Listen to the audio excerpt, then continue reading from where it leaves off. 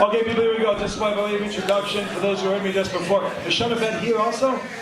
Oh, this is good Sean Allen. Oh, fresh meat. Okay.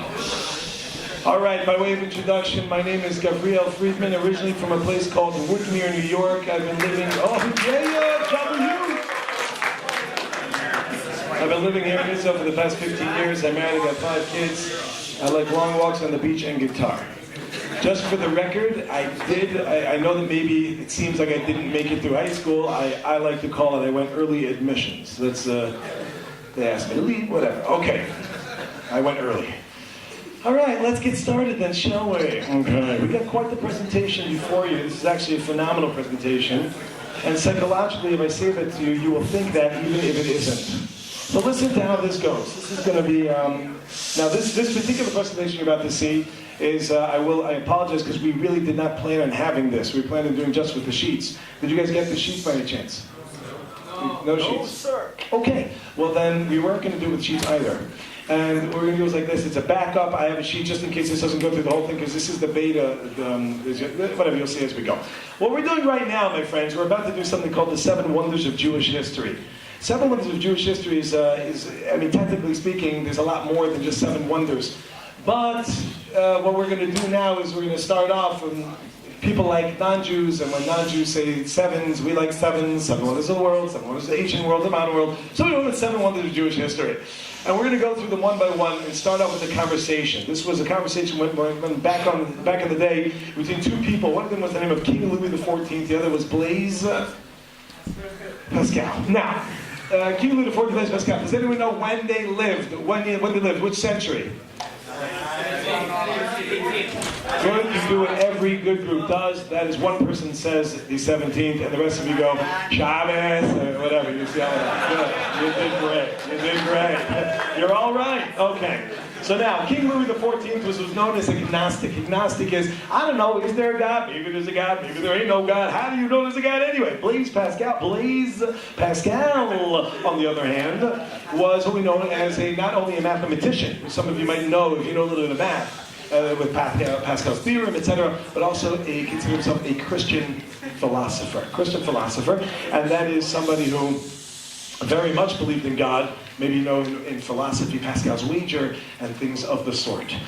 So every day they had the conversations. Pascal would be like, there's a God. He'd be like, how do you know? There's a God. How do you know? There's a God. How do you know? So one day, King Louis got all upset at him. He's like, Pascal, enough. I want you to give me clear evidence of a supernatural force. And he says to him, you want clear evidence? The Jews, Your Majesty. The Jews. Coming December. So he goes and he says, what? With action. Get down, double the action. Get down again. Anyway, so he goes and he says, you want evidence of a supernatural force? That would be the Jews, Your Majesty. Now, the obvious question is, what does he mean by that? What does he mean that we're supernatural? I'm sure some of you wake up in the morning, you look in the mirror, I doubt you go like, supernatural. Maybe some of you are like, supernatural. But what does it mean when he says that the Jewish people are supernatural? What does that mean?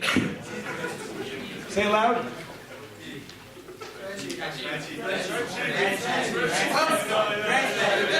Does he speak French? It has nothing to do with this. You can speak English and still know this. What is supernatural about the Jewish people? Anyone? We're here.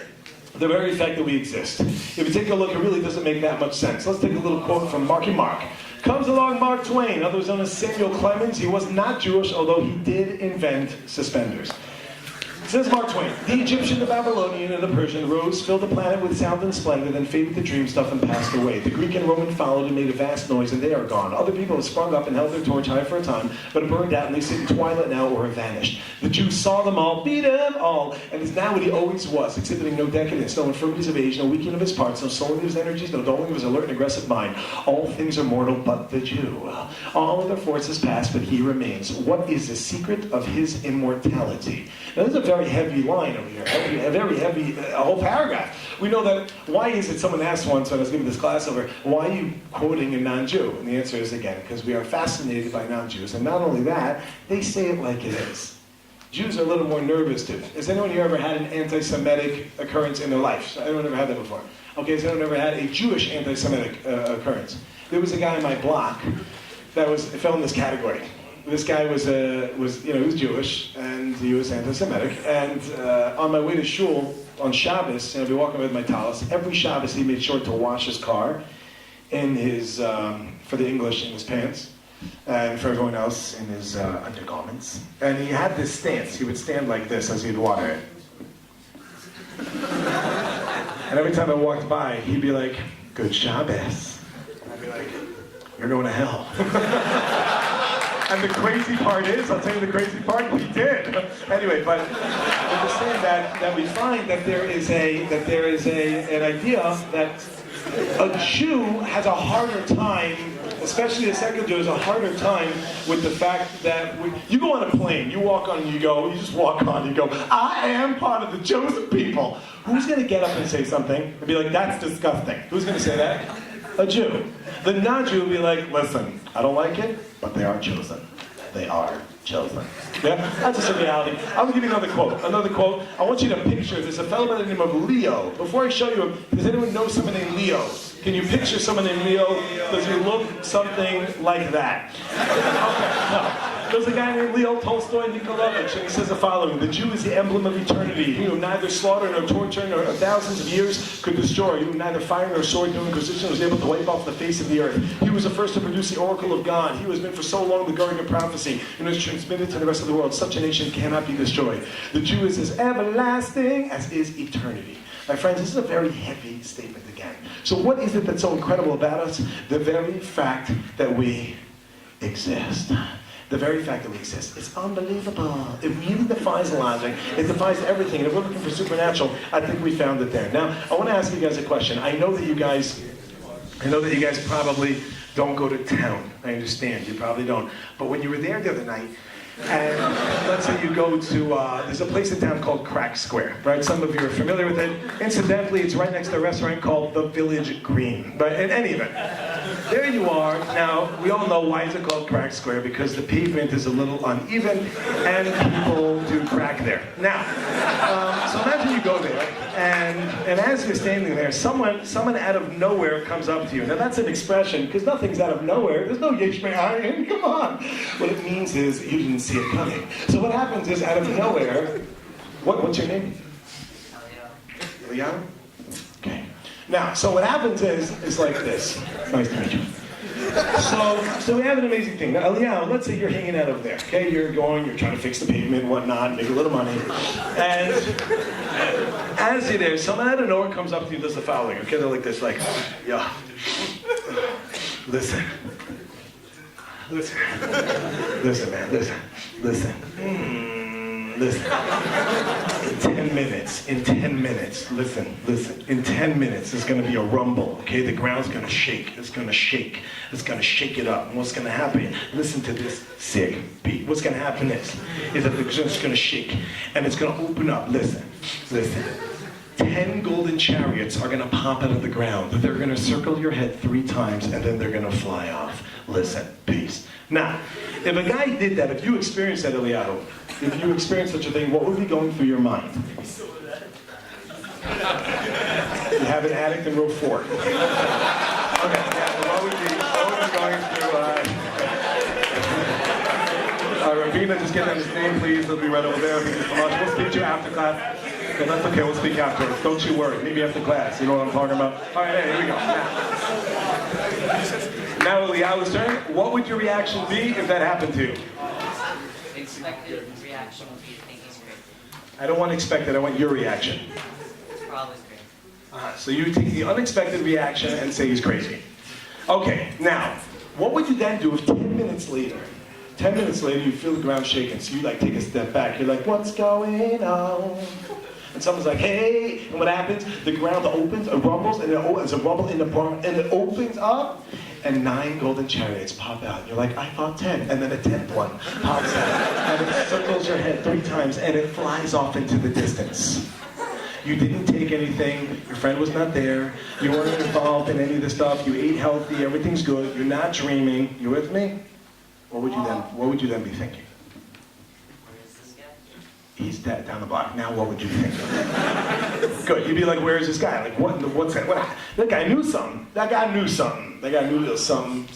Now, I want to share with you guys the following idea. What we're going to do is the fact that the ground rumbled.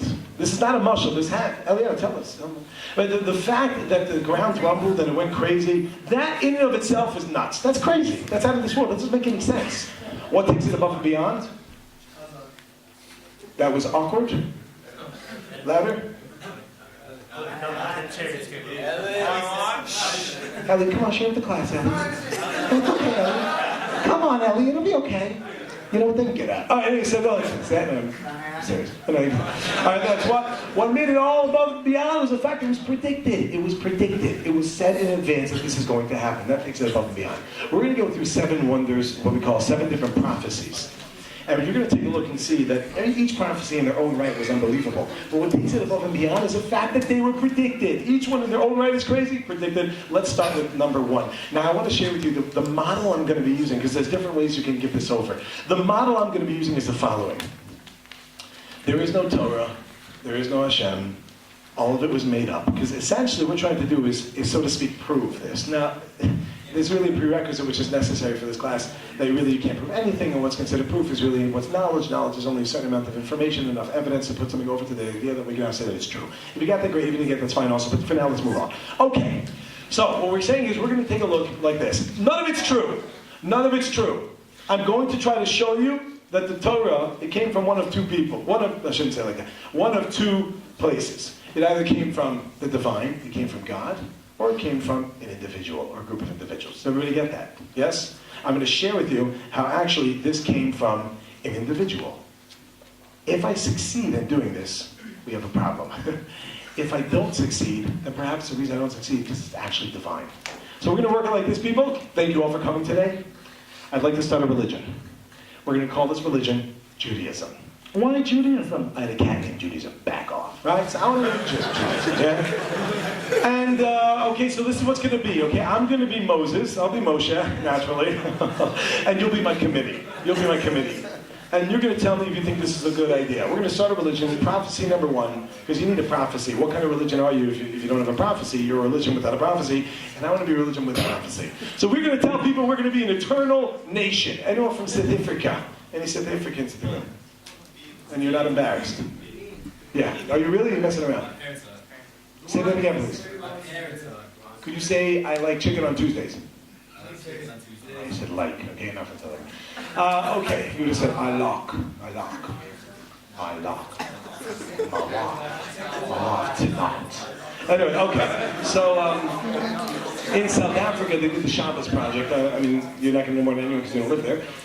When they first did it, they got like big billboards and they put them all over the place. We'll do the same thing. We are going to go around trying to sell this religion called Judaism. Okay, we're going to try to sell Judaism.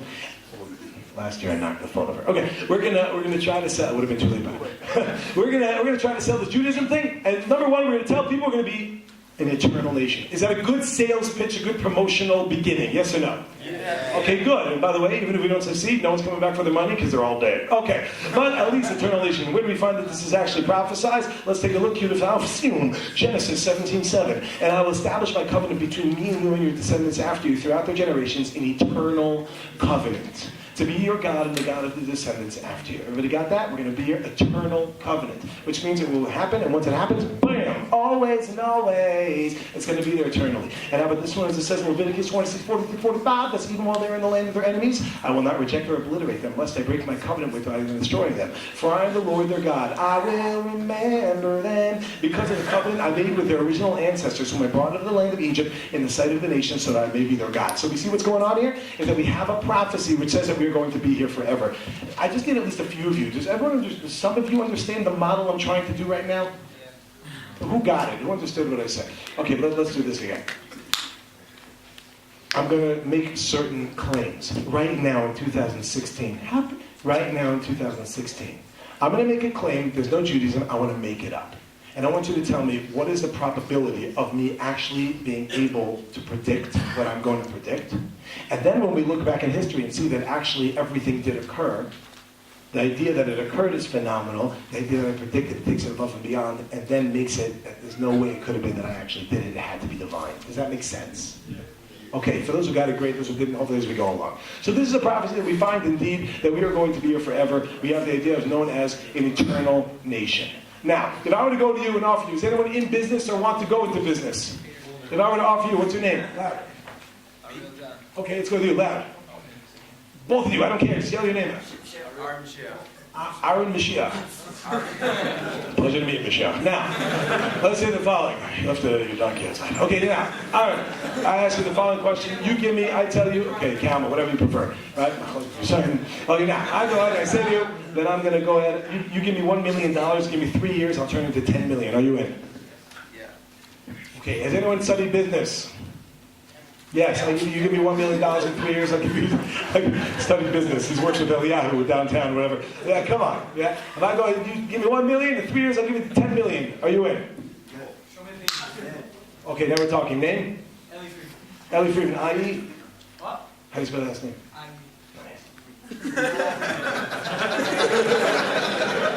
Okay, Friedman comes along and he says, Friedman comes along and he says, what you got, baby? Show me your plan. What's your plan? How are you going to make it work? Show me the money. Help me, help you. How's it going to work? How's it going to work? So it's a good question. How's it going to make it work? So I have an idea, and possibly it's a good move. Let's make it that we will tell people that we are going to stay in our land. We will have an eternal national homeland. So everybody get that? Just like you have certain people living wherever they live, we will have a place where we live and we will always be there. Is that a good backing up of the concept that we are going to be an eternal nation? How am I going to guarantee we're going to be an eternal nation? Let's tell people we're going to be in the land and we'll always be there. Is that a good beginning? Yes or no? Yes. A good beginning is only one problem. How am I going to guarantee that? But before we even get that, we have one problem with that. That's the next prophecy, and that's known as exile and dispersion. Not exactly working with number one. Just a short list of places that we've been chucked from.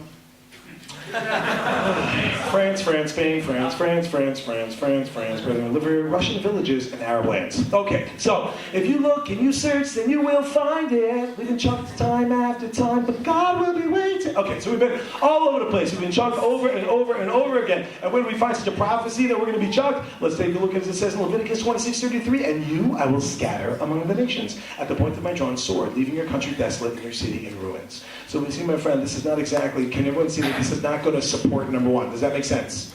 This is not supporting number one, and if anything, this is going to be what we call, and as you see this quote right here, an amazing quote which I can't even share with you. All right, now, let's take a look, and we see, my friends, it's exile dispersion, where we're coming along. Do you see that exile dispersion does not work with number one? Yes or no? Yeah. And if I were to come along and try to go ahead and do it, which account do you want? Ooh, the Cayman. Okay, here we go. So when a person goes ahead and realizes, if I was trying to go prove to you that the Torah is true, if I was coming along and I was trying to be the one who's making up the Torah, would I come and say to you that we're going to be eternal and exile and dispersed? Does that make sense? No, I wouldn't say that. Good, doesn't. And I wouldn't say such a thing. You lost me? No, I'm good.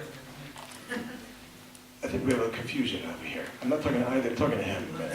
Let's see. All right, so let's try. Exile and dispersion, but don't worry, I have a plan. Even though we're going to be exiled and dispersed, I have a plan that will possibly be a good idea, that we can tell people that we're still going to be an eternal nation. What's that plan? So you know how it works in baseball, 3 strikes are out. So exile and dispersion does not exactly back up eternal nation. So I have another backup. Don't leave yet, committee. This religion is going to get off the ground. And what we're going to do is like this. We're going to take a look at other people that have been around for a very long time. For example, China, Japan, India, and maybe use their methodology of survival. Let's start with the idea of Japan. How did Japan survive for so many years? Good. Somebody just said it? You can say the same thing?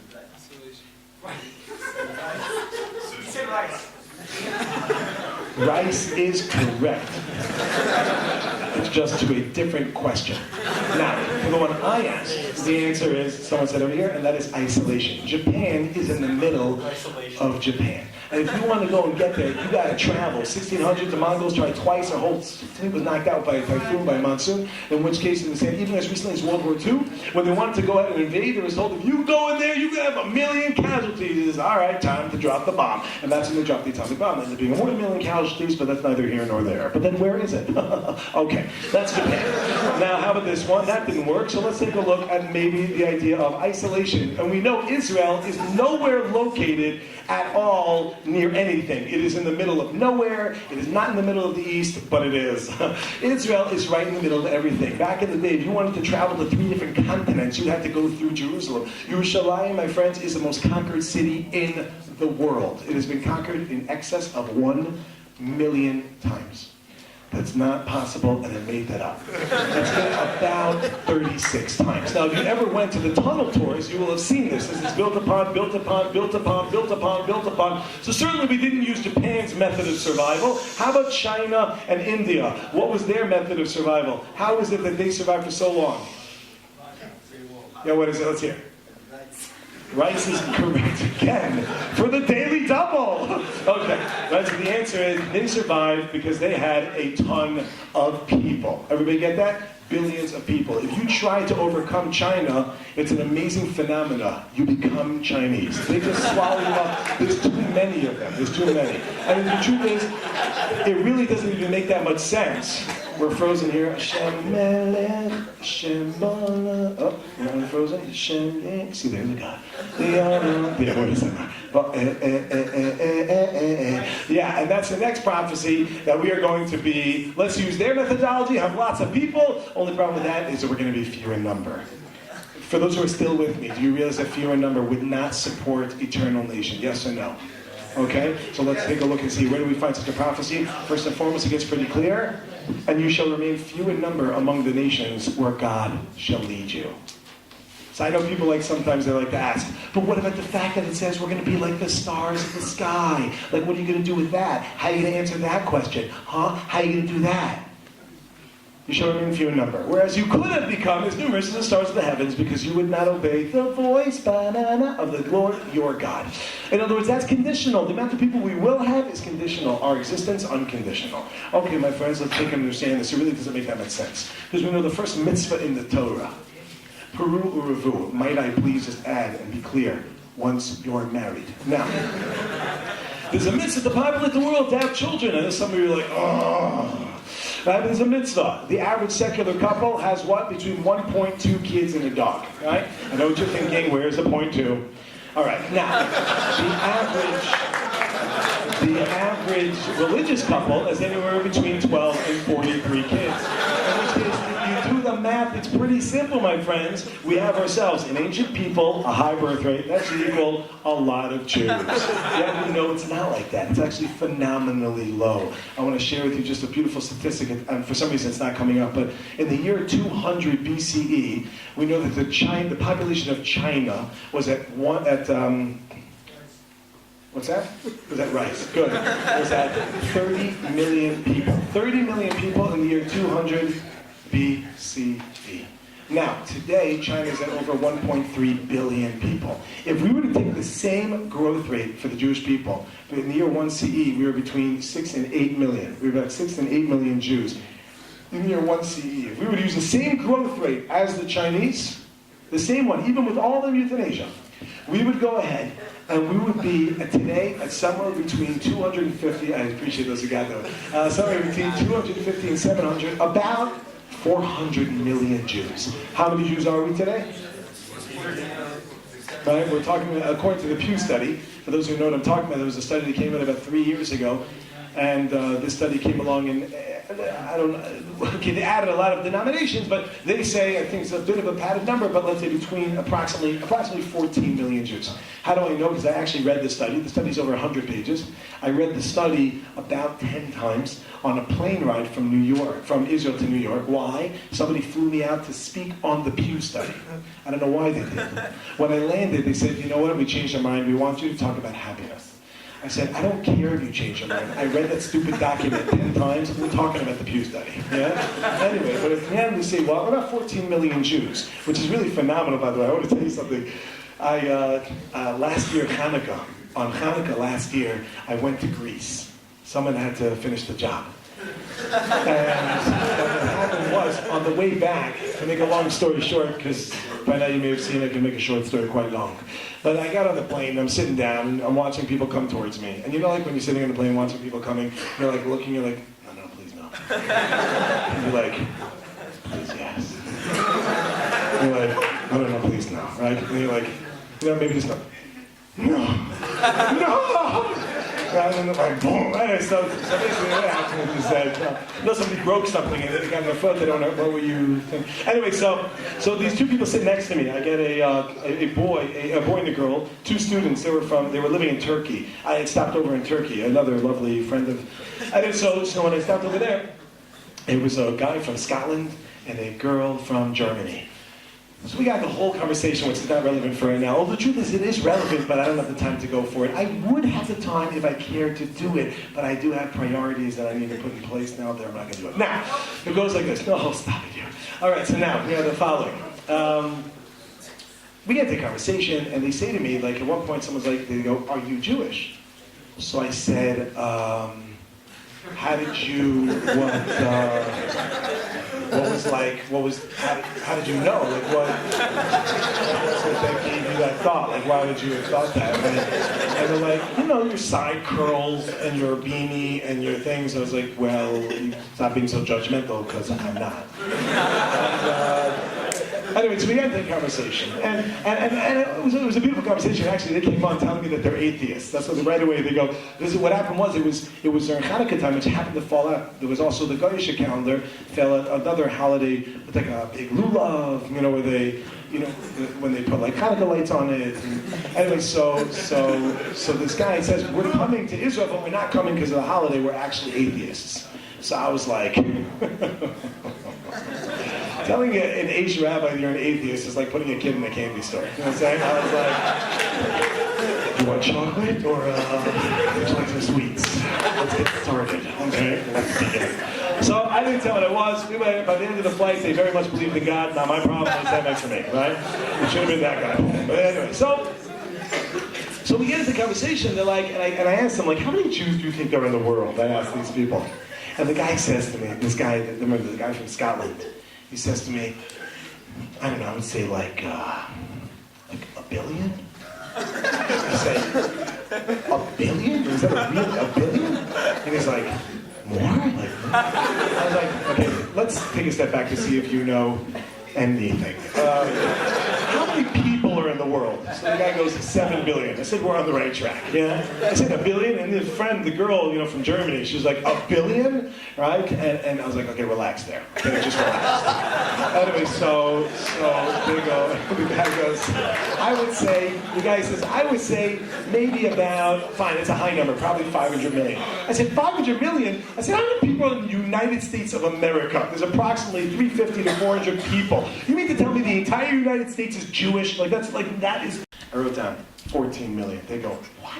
Then why are you mentioned in every newspaper every day? I said, because we own them.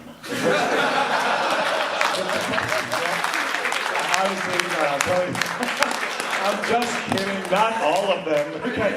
Anyway, the point is that we're at 14 million people out of 7 billion people. It's a phenomenal number. Let's take a look at this in another light. Let's take a look at this. Let's look at this in a pie chart, okay? Because let's face it, we all like pie. Now, we know 20% of the world population is Chinese, 19% is Indian, and there are the Jews. 0.2% of the world. My friends, that doesn't make any sense. Fewer number, this is what we would call strike number 2. Is anybody with that idea? We're going to be an eternal nation, and we will guarantee that by always being in one place. But wait a minute, we're exiled and dispersed. We will be massive, but we're going to be fewer number, not exactly working. But I have an idea. Even though we're going to be exiled and dispersed and fewer number, this doesn't exist over here, but it's meant to. We have the next one.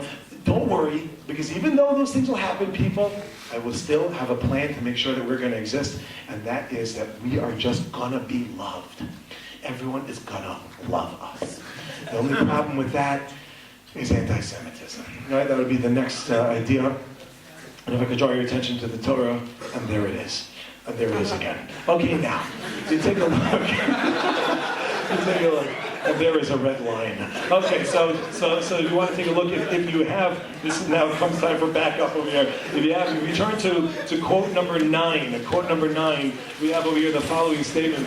On the second page, it's on the first page on the opposite side. It would be Amud Beis. Now, or Amud Bet. Now, Among those nations you shall find no respite, no rest for your foot. Their God will make you cowardly, destroying your outlook and making life hopeless. You will live in constant suspense. Day and night you will be terrified, never showing your existence. In the morning you will say, if only it were night. In the evening you will say, if only it were morning. Such will be the dread that your heart will feel and the sights that your eyes will see. This, my friends, is the feelings. Why are we going to feel that way? Because anti-Semitism is pretty intense. People are going to be hating us. You want to know a very specific source to that is found in the Gemara in Shabbos on page 89a, is what Rav Gav would say. And that's what the following, that the Talmud says 89a, fourth line from the bottom, says the following statement. My Har Sinai. Why is Mount Sinai called Mount Sinai?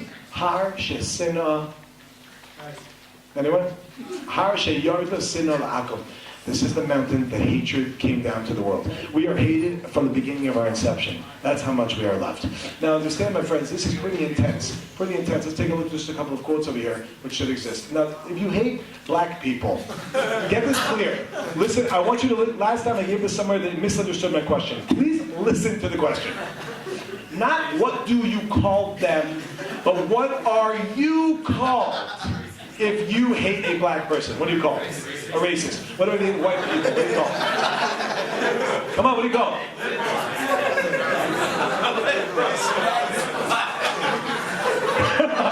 I didn't do that. Okay, you're called a racist. It's black. Huh? What you got now? Okay, if you hate Arabs, what do you call it? Racist is correct. If you hate Asians, what do you call it? Racist. You guys are a bunch of racists. That's too hard, right? If you hate Jews, what do you call it? We have our own special name. Let me take a look for that, my friends. We have anti-Semitism, otherwise known as anti-Semitism, anti-noun. Discrimination against, or prejudice or hostility toward Jews. Now, those who are uber chachams would think, well, hold on one second. Anti-Semitism means anti-shemiyut, means anti-shame, against shame. And we know that the Arabs are from shame also. So if you hate an Arab, then you should also be called an anti-Semite. And that would be correct if we just looked at the word. However, we do know that in 1879, there was a German journalist by the name of Wilhelm Marr, who said there's such a hatred towards the Jewish people that we need to come up with his own name, and they came up with the name known as anti-Semitism. I know, it stinks, it's horrible that they should do such a thing. Anyway, so anti-Semitism. Now let's take a look and see just how intense it is. Hatred of the Jews has many parallels, and yet is unique in its persistence and its extent. In its potency and violence, its terrible final solution. Conventional prejudice and persecution can be very terrible, but they differ from anti-Semitism as does conventional from nuclear war. This is a quote, again, as you can see from the bottom over there. Take a look at the next one. Hatred of the Jew is humanity's greatest hatred. While hatred of other groups has always existed, no hatred has been as universal, as deep, or as permanent. My friends, this is pretty intense. We can take a look at the hatred of Jewish people in 4 different ways. It's unique in universality, intensity, longevity, and irrationality. Let's start off with universality. Around the world, this is not going to work so well in this one, but how many people around the world have hated us? Everybody.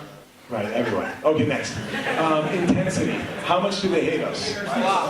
Right, quite intense. All right, the graphics are not here, as you see. I didn't have to tell you that part, but I did. Now let's move on. Okay, it's intense. What's the intensity? If you don't like somebody, you don't want to live near them, you don't want them to live near you, you want to get away from them, you want them to get away from you. But you set up a systematic way of destroying an entire people, where you go ahead, man, woman, and child. That, my friends, is quite intense. What about longevity? How long have we been hated? Okay, a long time. And irrationality. You ask someone who goes on why they hate us. You're going to get contradictions. It's just irrational. It's because we're rich and poor, we're beautiful, ugly, different, the same, powerful, weak, dominant, passive, leaders, followers, souls, Catholics, Greek, modern, conservative, radicals. This is my favorite one. We're such religious fanatics, us atheists. You know what I mean? You find one person saying the same thing. Gosh, I can't stand the Jews. They run the government. They're such separatists. They have nothing to do with us. They're just on the side. They have their own government. And they're so rich. They run everything. They're so poor. They're always mooching off us. You know what I mean? I can't stand them trying to go and be so dominant, and they're so on the side and passive. It just doesn't make sense. And every culture you're going to go to, you're going to find another reason why. Obviously, these aren't the reasons. It's known as the dislike of the unlike. We go and we hate people, if they're not like us, a little bit different. It's just irrational. But again, my friends, understand that I think the number one study that was ever done on this topic was a study done by Professor Cohen. And Professor Cohen came along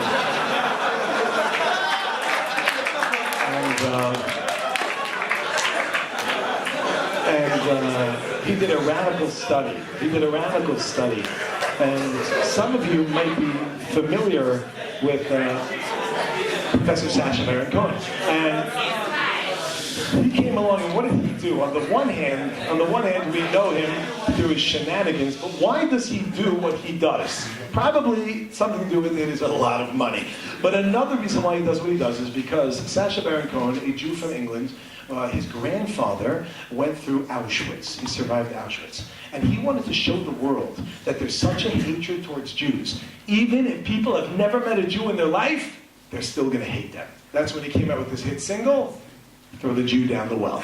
That's what is it? Essentially, we know the words, throw the Jew down the well, and the whole crowd's like, throw the Jew down the well. So my country will be free, so his country will be free. We must grab them by their horns, we must grab them by their horns, and then we'll have a big party. Right? Imagine he would have got up and said, throw the midget down the well. Everybody would be like, oh my gosh, that's terrible, vertically challenged. How can you talk like that? That's despicable. Or whatever it may be, in any sense. You say, throw the blonde person down the well, throw the woman down the well, throw whatever. Everyone would have been like, that's terrible. Throw the Jew, everyone chimes in. Understand that the hatred that we have for the Jewish people is... Okay, that is known as anti-Semitism. Okay, gentlemen, in the model we've built up, this would be strike 3. Do you understand? We're going to be an eternal nation. Come on, an eternal nation.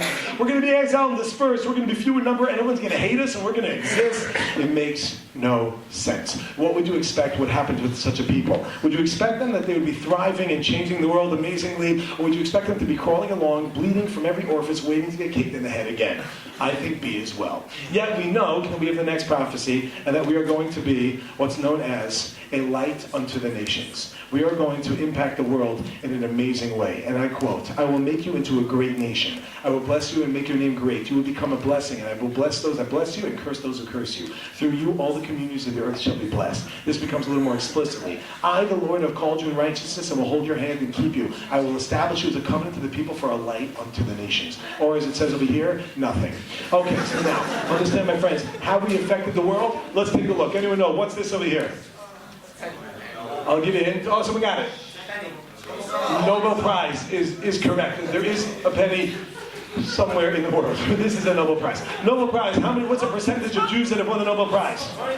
Right, so over 20%, somewhere between 20 and 30% of the amount of Nobel Prizes winning are awarded to Jews. We're 0.2% of the world population, yet we're over 20% of Nobel Prizes. Okay, who's this up here? But I said a Jew. Very good. What's this? Cell phone developed here in Israel. What's this over here? That's your business right there. That's your business. And this is called drip irrigation, right? Developed here in Israel. What's this? Waves developed by a Jew. What's this? Stole by a Jew. What? Okay, so now we have a lot of different. Did I say that out loud? Okay, so now we have a lot of different things. But is that what we mean? Is that what we mean to be a light unto the nations, people? Is that what we mean, or do we mean something much deeper? Possibly we mean monotheism. The fact that we've affected the world. What has the rest of the thing taught us? It's taught us to be a secular mathematical Jew. Over here what it's teaching us is what? Monotheism. Look at this quote if it does appear. This is one of the most amazing quotes. John Adams, second president. I will insist that the Hebrews have done more to civilize men than any other nation. If I were an atheist and believed in blind eternal fate, I should still believe that fate had ordained the Jews to be the most essential instrument for civilizing the nations. If I were an atheist of the other sect, I should believe that chance had ordered the Jew to preserve and propagate to all mankind the doctrine of a supreme, intelligent, wise, almighty, sovereign of the universe, which I believe to be the great essential principle of all morality and consequently of all civilization. They are the most glorious nation that has ever inhabited this earth. The Romans and the Empire were but a bauble in comparison to the Jews. They have given religion to 3/4 of the globe and have influenced the affairs of mankind more and more happily than any other nation, ancient or modern. People are trying to run away. This is a non-Jew saying how incredible. This is pretty amazing, my friends. And that's called light unto the nations, as you don't see, but it's supposed to be there. Okay, next. The last two go like this. We got ourselves Exile Dispersion, few in number, Antisemitism, and the fact that we're enlightened to the nations. We've affected the world in the way of giving the religion to 3/4 of the world. We have this next one gets a little bit crazy. That's called interdependency. A relationship between the Jewish people and the land of Israel. Take a look and see, as it says in Exodus. We just read in last week's parsha, and by we I mean those who actually did it. I have come down to rescue them from Egypt's power. I will bring them out of the land to a land which is to a good, spacious land. To a land that is flowing with halal.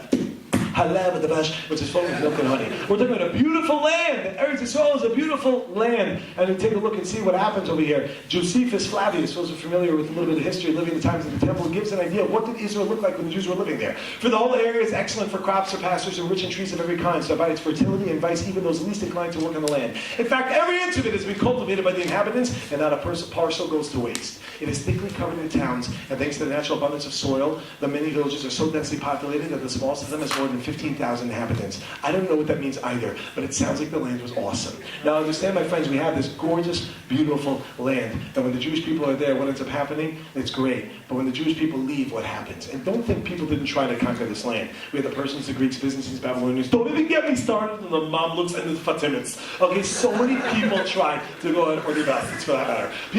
People tried to take over this land, and they were here, but were they able to build it up like we were able to? Are they able to go and see when we were here what it was, and when we leave what ends up happening? My friends, take a look and see what happens. And I shall make this land a desolate waste, that its proud strength will cease. And the mountains of Israel shall be desolate, no one will cross them. Then they shall know that I am God, when I make the land a desolate waste because of all the abominable things that they have done. We're seeing amazing quotes to see when the Jewish people are in Israel, it's gorgeous. When they leave, what happens? It becomes totally desolate. Jewish population, as much as they were there, when they went down, the produce started to go down. We see a relationship between us and the land of Israel. We know that the Native Americans, to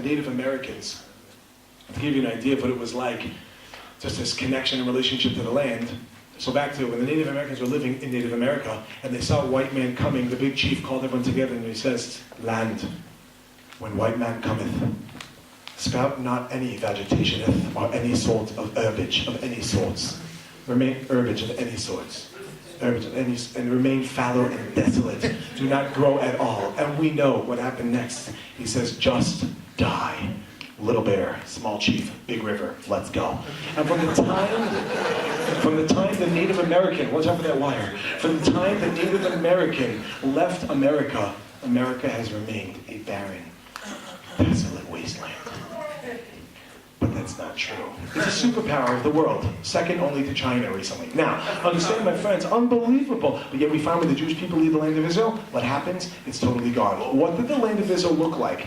Take a look from Mark Twain. This is when he visited in 1867. "We traverse some miles of desolate country whose soil is rich enough but is given wholly to weeds. A silent, mournful expanse of desolation is here, not even imagination can grace with the pomp of life in action. We reached Tabor safely, we never saw a human being in the whole route. We pressed on towards the goal of our crusade, renowned Jerusalem. The further we went, the hotter the sun got, and the more rocky and bare, repulsive and dreary the landscape became. There was hardly a tree or a shrub anywhere. Even the olive and the cactus, those fast friends of the worthless soil, had almost deserted the country. No landscape existed as more tiresome to the eye than that which bounds the approaches to Jerusalem. Jerusalem is mournful, dreary, and lifeless. I would not desire to live here. It's a hopeless, dreary, heartbroken land. Palestine sits in sackcloth and ashes." My friends, we don't have the last quote here, but what he says afterwards is, "Palestine is no more of this workday world." That's a heavy statement.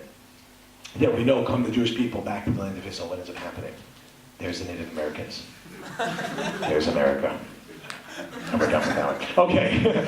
I don't know why that popped in now. Maybe because it's supposed to, and I went early. Okay, now, as interdependence, my friend, it connects with the Jewish land. People would come here to Israel. What happens? It starts sprouting it. Unbelievable. It's unbelievable. How? To what extent? We know in 2005.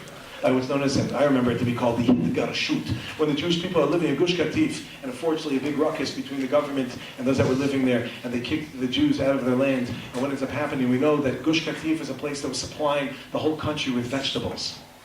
Not only the whole country with vegetables, but they were exporting to the world in excess of $200 million in produce. We're talking about coming from this barren wasteland in 1867, which in history is quite recent, to the year we're to right now, 2016. Now, my friends, that's very recent. And yet we're exporting hundreds of millions of dollars to other places. You can't explain that, my friends. That's the connection between the Jews and the land of Israel. Last but not least, we have the idea of what? Return. The fact that the Jews are going to come back to their land. This, my friends, takes it above and beyond. Take a look and see what it says. Unbelievable. Not only that, amazing. Oh my goodness. But I want to share with you another quote. And that's not the quote. Okay. We can take a look in your handy dandy thing over here. And if you take a look it's on the very last page on the back. We have quote number 23. "And it shall come to pass when these things shall come upon you, the blessing and the curse that I have placed before you, you will take it to heart amongst all the nations there where God has scattered you. You will return to your Lord your God, and you will listen to his voice. according to all that I am commanding today, you and your children with all your heart and all your soul. Then the Almighty will bring you back from your captivity and have mercy upon you. He will return and gather you from among all the nations where He has dispersed you. If your dispersed ones will be even at the ends of the heavens, from there God the Almighty will gather them, He will take you. And God, your Lord, will bring you to the land that your fathers inherited, and you shall inherit it, and He will do good things for you, and make you more numerous than your forefathers. And if you take a look at the next quote as well, I'm not going to read through the whole thing, but you're welcome to see. As for you, mountains of Israel, shoot forth, because the Jewish people are coming back to the land of Israel. My friends, in the year 1900, what was the percentage of Jews living here in Israel? Take a guess. 0.5 is correct. Today, how many Jews are in Israel? This is not accurate. It is almost 50% of the Jewish world today is living in Israel. Is it over? Is it over? Okay, so we're talking about at least in the 50% range. We're talking about unbelievable things that, like I'm sure people, what your grandparents would have dreamed. Okay, you get it, yeah? The point is that we're here right now. Unbelievable. The fact that we're here, it really doesn't make any sense. And yet we come and look at this quote. Okay. Now, my friends, what we have is that what? We came to the land of Israel. Oh no, they don't have the slides here. Oh wow, it made it almost to the end. Shh.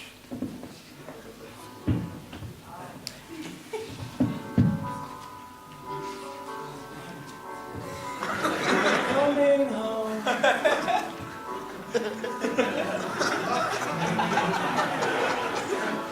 Okay, you get the point. Now, my friends, this is unbelievable. What we're saying, the fact that we're here today, it doesn't make any sense. It doesn't make any sense. We're not getting into any debates of any sorts. Just take a look. It's just unbelievable. The fact that the Jewish people are coming back in droves, it just defies all logic. And if we take a look at the entirety of what we just did, my friends, we go through what's known as the 7 wonders. We started off by saying the following idea. We're going to be an eternal nation. I'm making it up. Does it make sense that anyone can predict such a thing? Yet the idea is that it is predicted that there's going to be exile, dispersion, screwed over Antisemitism, yet they're going to be alliance to the nations. We're going to be connection with us, and then we're going to be coming back to the land of Israel, my friends. This, if nothing else can show you the idea, this has to be very clear that this couldn't have been written by anyone, by the hand of God Himself. And this, my friends, is what we call the 7 wonders of Jewish history. Thank you so much. It's going to